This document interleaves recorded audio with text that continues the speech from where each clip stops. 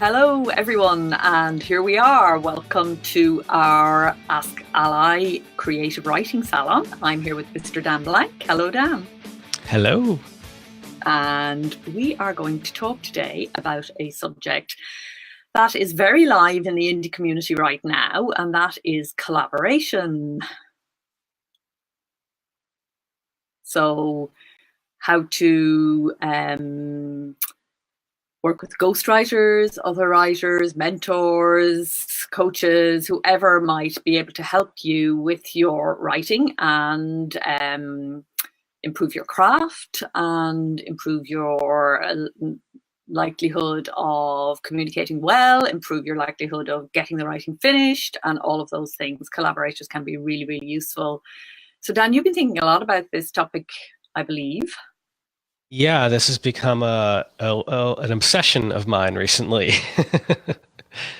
That's really interesting. Is that anything to do with the sort of questions that are rising in the indie community around collaboration and ghostwriting and things like that, or is it a more personal thing? No, to me, it's more personal. So something that so the thing that pains me the most is when you talk to a writer and what you find is that they don't write. And it's not that they don't write at all. It's that, well, they've got a job, they've got kids, and they have imposter syndrome, and they're busy working this other thing they're told they have to do, where they don't really have a writing practice. They are doing something with writing. They've got a book that they're marketing or they're planning something, but you find that they're actually not getting the words on the page. They're not getting the editing done. And that really pains me in the same way that you talk to someone who tells you that they want to get healthy more than anything in the world. And being healthy can look like many things, but they give you the long list of things that get in the way. And you're like, well, this is a solvable problem. And a lot of times it means that the surest way to fail is to do it on your own. So just to answer your question, my interest in it has been partially from studying creators, successful writers, successful artists from the past and the present and how they create. And the other way in for me has been my total obsession of learning how to play guitar for the last year and 4 months. And for me, what I've looked at in all that research has just been minutes on guitar. How many minutes a day am I putting into practice? And I track it minute by minute. I've got charts, and we can talk more about that. But picking up that new creative craft has taught me a lot about that beginner's mindset. What holds me back? Where do I get into a rut? And how do I push through it? And it all comes down to creating. Really, really interesting. I'm interested in, that you spoke about minutes spent, and we kind of always say there are two containers. There's time and space. So you measure yourself either in terms of, as you say, minutes spent, which I think is a very useful metric, which maybe not enough writers use. Far more often we hear people talking about the number of words they've managed to do. So they set a set target of words for the day. And I think whether you prefer the time or the space thing, it sometimes is directly connected to whether your book is a bit more literary and more, what's the word, more exploratory. You're more likely to be a pantser maybe, whereas it is the plotters and the planners and the more structured fiction, not to say genre necessarily, but structured fiction, structured nonfiction, where people tend to go for the number of words. But of course it breaks down. It's not that simple or straightforward. Nothing ever is in this community. But I guess the key point is that you're measuring something, right? Yeah, and I wonder if, to your point, it's that NaNoWriMo problem. And I have this problem myself where it's easy for me to get words on the page, just as NaNoWriMo proves to people, hey, you can write a novel in a month. The problem I think people have is, can they then turn that mass of words into something that they want to publish or they feel is publishable? And I don't know about you, but for me, where I really get tripped up is in the editing.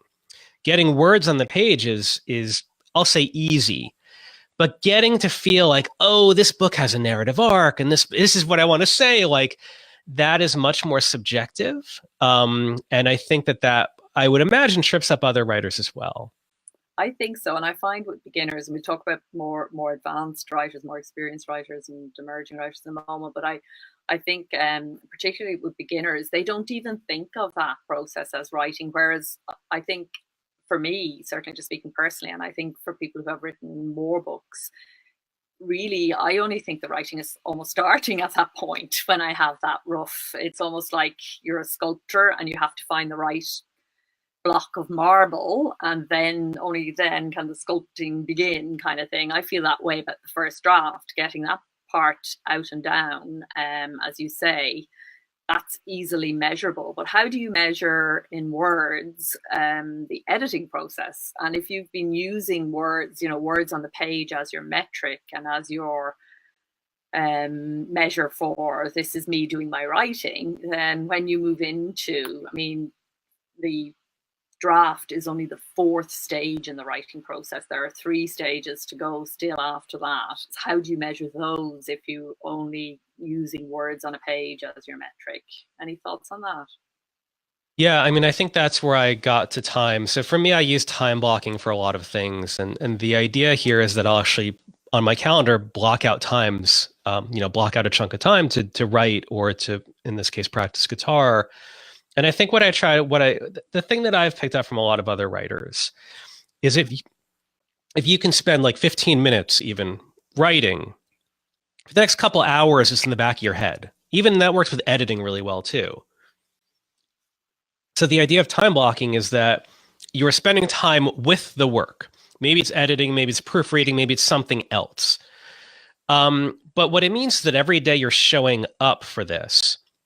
And so one, you're removing all the guilt of the fact that you're not editing, or you have a way through the blocks, which is like, oh, I don't know, I'm stuck editing chapter 5 and now I'm this or that. It's like, how do you work through that? So for me, again, with the guitar example, you can't really count notes as easily as you can count words, which is why I do time.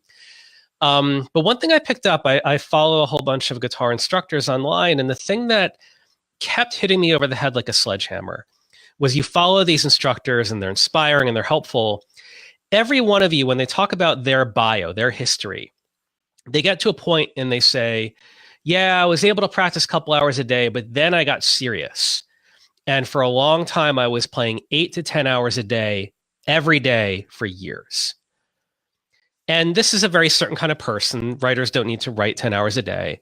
But it kind of hits you over the head about, oh, they're not good at guitar because they got inspired. They're not good at guitar because they worked in Saturdays, they went to the library for an hour. They got good at the guitar out of brute force. And for me, who has a job and who has a family and who has a more balanced life than that, what I try to whittle down to is what's the minimum I can practice my craft and what's a reasonable goal? And just to kick off the next section, for the first year of doing the guitar, it was at least a minute a day. And I did that every day for a year, and oftentimes it's much more than a minute. And that was a gateway to prove to myself that I'm not a horrible hack who will never learn how to do it. And for year 2, I'm at 45 minutes a day. So it's a dramatically more. And for writers, I think about it in terms of either word count or time. If you tell me, Dan, I'm showing up to my craft 30 minutes a day, 7 days a week, I think you're in the top couple percentage of all writers out there, because a lot of people aren't able to do that. Well, how does this feed into our theme, which is collaboration? So the jump that I found, and I find this with writers too, is that when you're doing it alone, every day is a whole new struggle, because your self-doubt, a block in the book is gonna trip you up. So with the guitar example, for me, the thing for year 2 was investing in a coach. He calls himself a guitar teacher, but I think that most of what he does is coaching. He does teach me new things every single week. But the difference is that once I hired a coach, someone who I have to show up for once a week, who is going to ask me how things are going, is going to talk through my self-doubt, who's going to analyze my goals, who's going to say, maybe this week we work on that, who's going to ask about progress. that is where I shot up from a few minutes a day to closer to an hour a day. That shifted everything for me.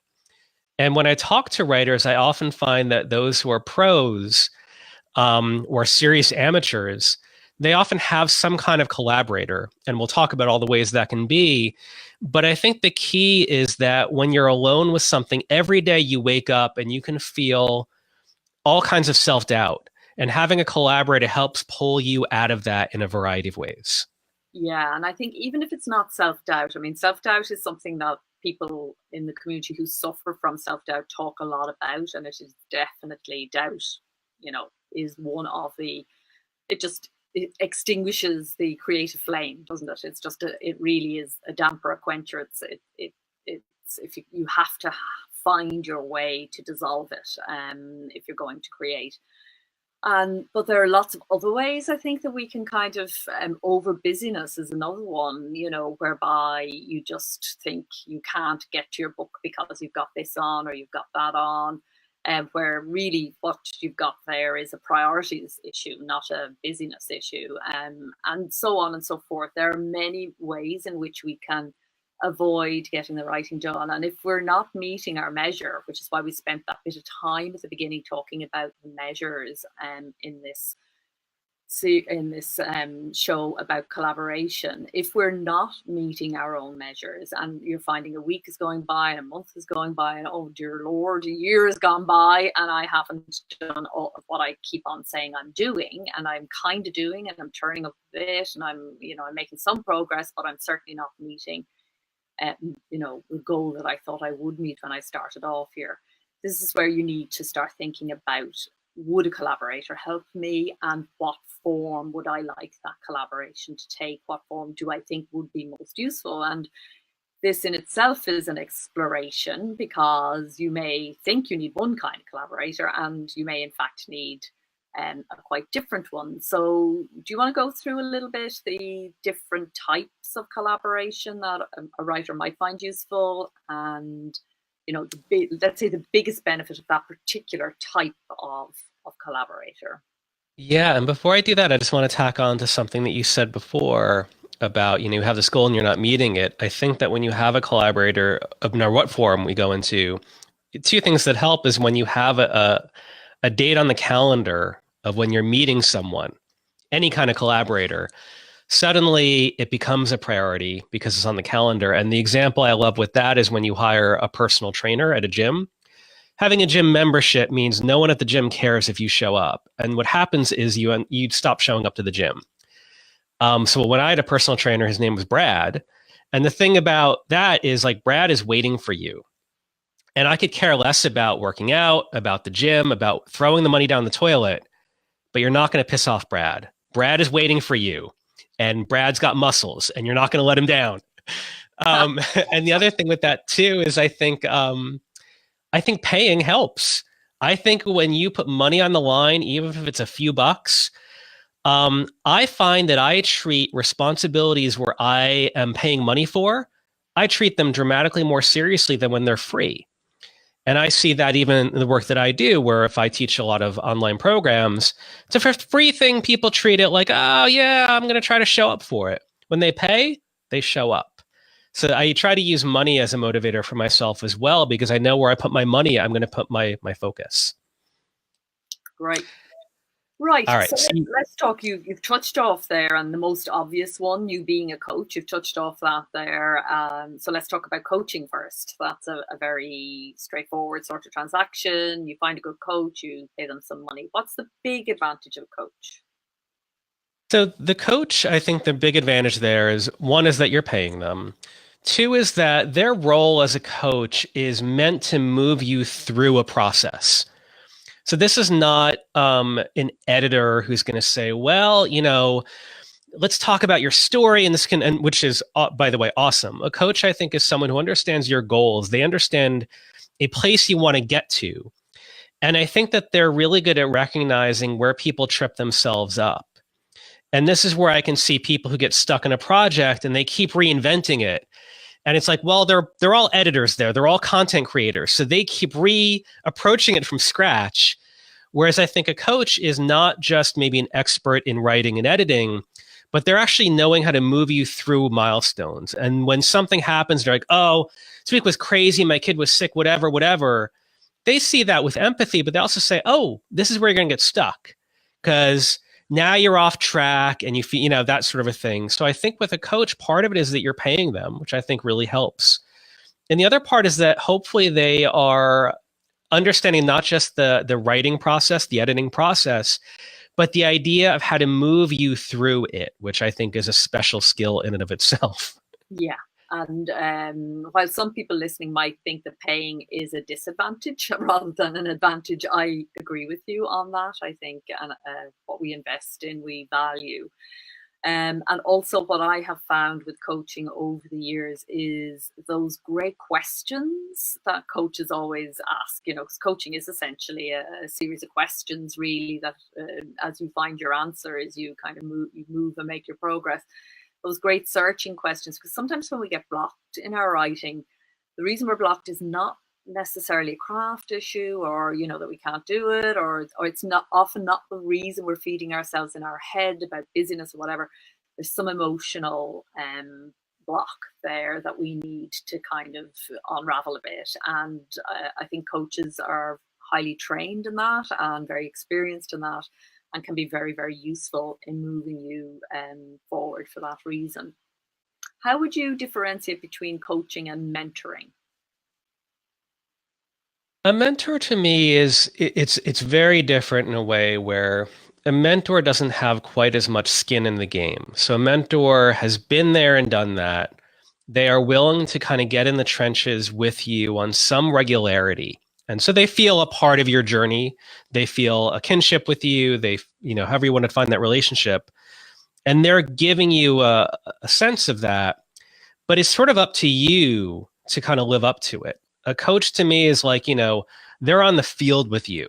It's still, you got to do the work, but they're on the field, they're getting sweaty. They're really actively working this plan. Whereas a mentor to me, it seems like they are giving you information, they're giving you insight you won't get anywhere else. But in the end, they go back to their life and it's sort of like, well, you live up to the mentorship thing by doing the hard work. You're the one sweating away and you're reporting back to them. So it seems to be a bit more of a remove. And I think, so that's how I would distinguish that. Do have the advantage, though, that a lot of coaches don't have. Now, I know this, you're not one of these coaches in the sense that you have done the thing that you're coaching, but a lot of coaches haven't. A lot of coaches are bringing people through a process where there is a value, I think a different sort of value in working with somebody who has been there, done that, and is successfully doing what you want to do. And there's a kind of a shadowing process. It's a different process, but I think some people respond better to one or the other, and it's very difficult to say in advance which you're going to respond best to. I think you have to kind of give it a go and see, is it working for you? And maybe if one doesn't work, you try the other or whatever. What about writing buddies, writing collaborators? So I view that, I guess, on two different levels. There are people where you're working on the same thing, so you're collaborating because you're co-writing, you're co-authoring. But something I see a lot of writers I know have is, like you said, it's a buddy.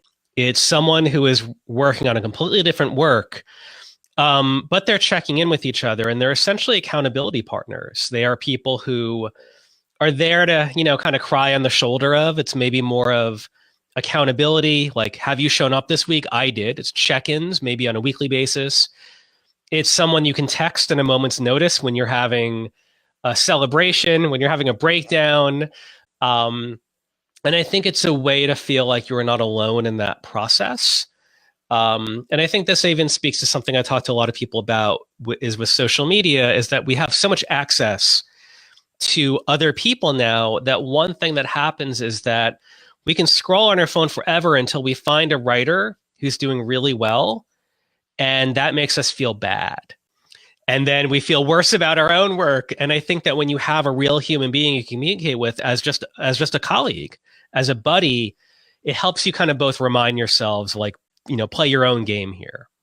Absolutely. And yeah, there's something about growing together as well that can be really nurturing. And we definitely see in ALLi people who kind of buddy up with other writers in their own genre and learn more about, just by watching somebody else's, and maybe swapping. It goes at many different levels. It might just be the accountability thing, where you're holding each other accountable for doing X amount of words or X amount of time or whatever your measure is.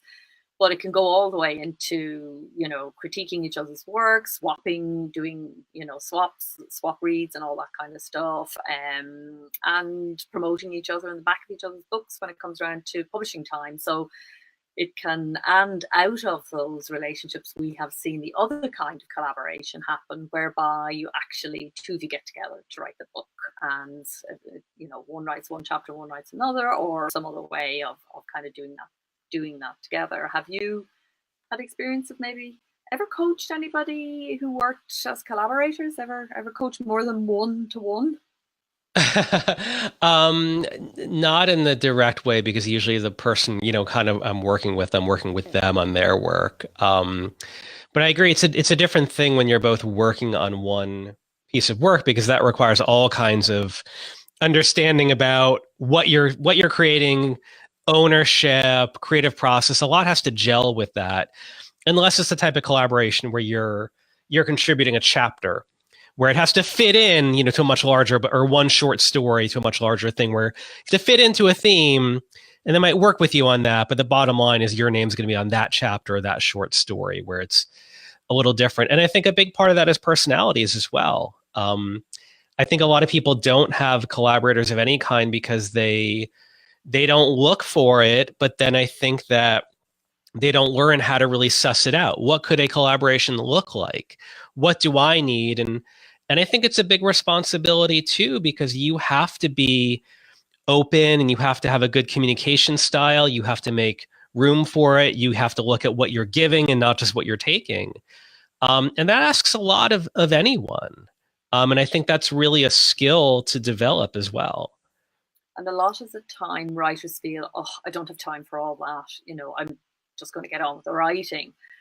But if you are kind of responding in that way and thinking, no, it's not for me, I'm getting on with the writing, but you're not actually getting your goals through, then do examine, carefully whether you're making a mistake, whether it's kind of more haste, less speed sort of setup. One form of collaboration which is getting a lot of attention in the indie world at the moment is ghostwriting. And I don't know if you're privy to the scandals that have been happening over the last little while. I'm not going to go into that now. Joanna Penn and I talked a bit about it in the last ALLi Advanced Salon. But there are increasingly authors who are hiring other writers to do writing for them under their brand, if you like. So the writer is a writer for hire. It's somebody who turns up and does some kind of writing. So, of course, ghostwriters have been part of the publishing business forever. And some writers are really shocked to think that a writer would actually hire somebody else. I've seen it on Twitter. What, call yourself a writer? What are you using a ghostwriter for? It's like, to them, absolutely a no-no. And you've got people who feel very strongly about that on one side of the community, and then of course on the other side of the community you've got the people who do the ghostwriting, the people who hire them, and who are very happy with that relationship and very happy with how it's it's meeting each person's needs. And often a ghostwriter doesn't necessarily want to be the person who has the name on the cover. They're not interested in that at all. They're just doing the job and getting paid for a job. The end, next job. So any thoughts about all of that, or ghostwriting generally? No, I mean, I know people are ghostwriters, and I always think it's amazing when there are new ways for writers to earn money through ghostwriting, and you have a thriving business with that. I don't have much more view into it than that, though, partially because most of my work, I'm working directly with someone who, has something specific that they want to write, and they're building that skill.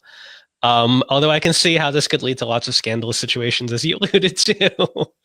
Yeah. But that's another kind of almost like a business relationship in many ways, where you have to find the right person. It's a whole other ballgame in that way, because there's a lot going on. Definitely. And I had experience of this quite a bit when I worked as a literary agent. So, you know, practically every book you see by a celebrity has been ghost written. It hasn't actually been written by a person whose name is on the cover. But also, big names in fiction, you would be surprised how much help sometimes people get along the way. So they might conceive of the idea, and let's say the characters, the setting, know what they want to say, roughly plot out the narrative arc. But then, you know, a ghostwriter could go away and really put flesh on those bones.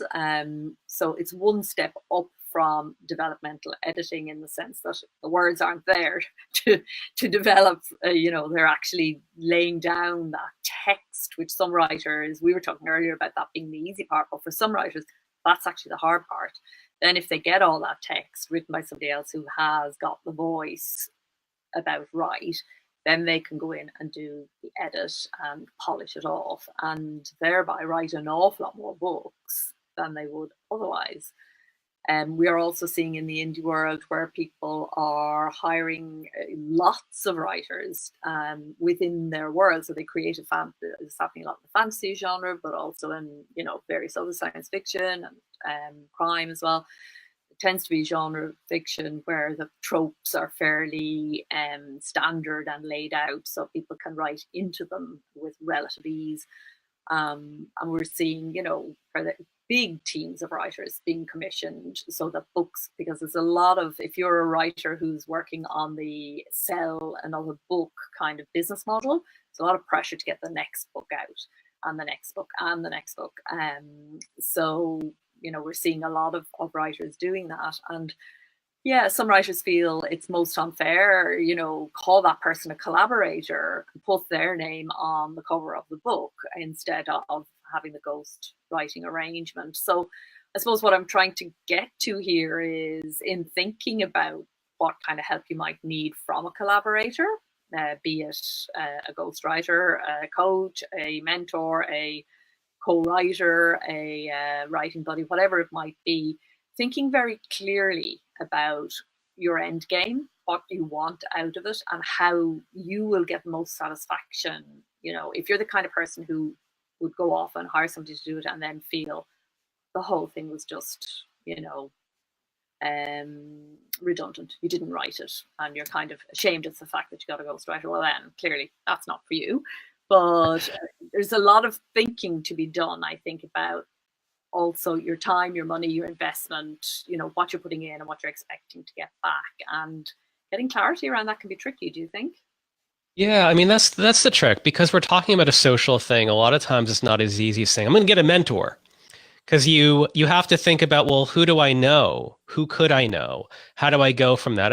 I do think with a lot of collaborators, you know more people than you think, but you have to be open to it. You have to open your eyes and look around. And once you do that, it might take months, but little opportunities will come up. You'll be like, oh, let me email that person back. I don't know where it's leading. So some of it is very exploratory. I guess the thing I think a lot about is this idea of recognizing when you need help and trying to get help. And for the goals, I don't think people often know what the goals are. I always look at it from the angle of where people get stuck. And again, I said this is hot, but like when a writer doesn't write, and when that leads to all kinds of things, whether it's self-doubt or something else, that's sort of what pains me, because I feel like that's the foundation. Like, you want to be creating, you have a vision. And I think that the idea of getting help is something that we kind of resist a lot in, I'll call our culture. I don't know what our culture even means, but that idea that if you're having trouble with health, talk to someone, talk to a nutritionist, talk to a fitness coach. If you're having trouble with money, talk to a financial advisor, talk to your uncle, talk to someone. And the same thing with writing. If you're having any kind of issues, whether it's finding time for it or finding inspiration, or talk to other writers, even just starting there. So many people either struggle alone because they're too proud to admit to someone that they're having issues, or they have this false fantasy of, well, this is my vision, and if I don't do it alone, then suddenly I've sold out. And I agree that ghostwriting is one extreme of it, but you know, I have this wall of successful creators here, and when you look at how whoever your favorite musician or singer is, how they created an album, there are producers and engineers, and even if that one person is actually writing the song, there's an engineer you'll never know about who wrote a little guitar part for it and whose name you'll never know. There's a producer who wrote half the music, but you don't know that because the producer's job is not to have their name on the cover.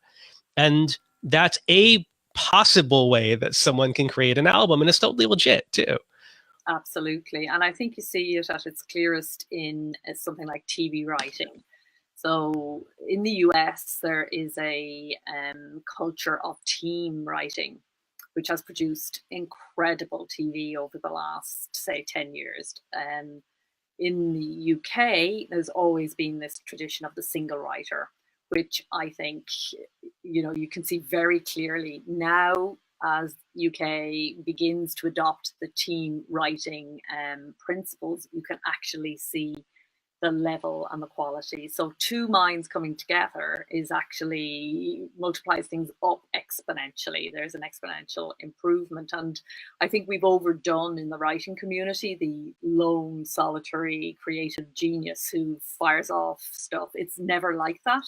I read a lot of literary biography, and the big names that have come down in the canon, when you actually look at how their work was put together, there's an editor, there's writing friends, there's writing circles, they go to the pub and meet in a group, all of these, they're not the way it is the canon presents it as this lone solitary figure. So don't be alone. And people say writing is the loneliest job in the world. It doesn't have to be. I guess that's our message for today. I think the real message is go to the pub and talk about your writing, because that's the ultimate writing hack. That's so great. Go to the pub. Dan Blank said so. All right, then. We are out of time. And just finally to say, of course, that all of this provides opportunities for you to be on the other side too, where you are the service, where maybe you start doing the ghostwriting, or maybe you start doing the coaching, the mentoring, training to do that sort of thing in a multiple streams of income business. That can be very fruitful for writers. But we haven't got time to go into that today, maybe another time. So thank you, Dan, very much, as ever, for your wisdom. And thank you, everybody, for being with us. And we will see you again next month for another Creative Writing Salon. And we'll see you next week for the Advanced Salon with Joanna Penn. Till then, happy writing.